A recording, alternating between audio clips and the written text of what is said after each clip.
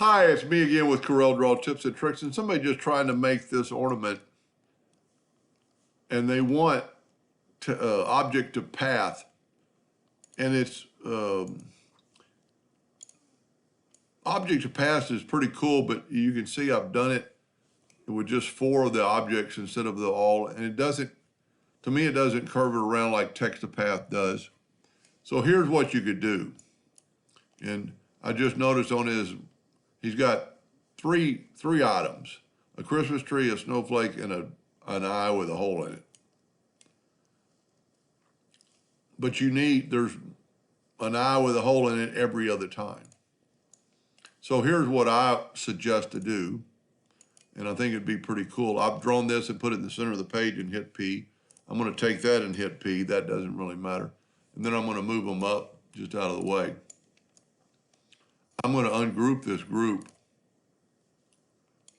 of items. And I'm going to start with this. I'm actually going to have to group the eye to it, so Control G. I'm going to hit P, put it in the center of the page. Holding down the control button, and if you want on that right there, you could do that. Now let's take the Christmas tree and press P and put it in the exact same spot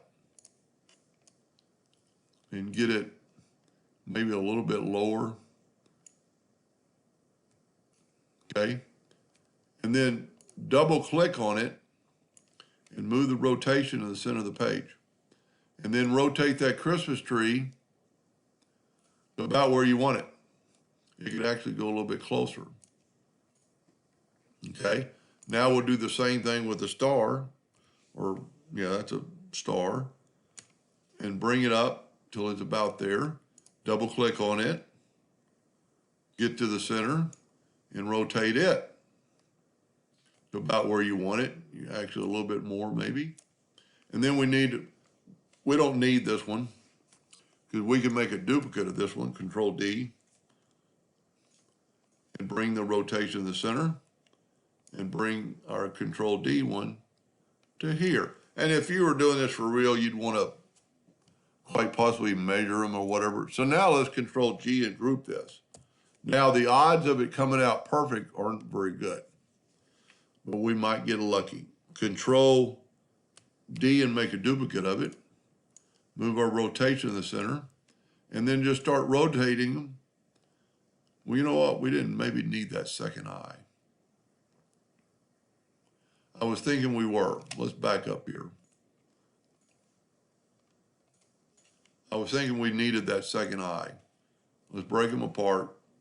They're just going to be on an eye on each end.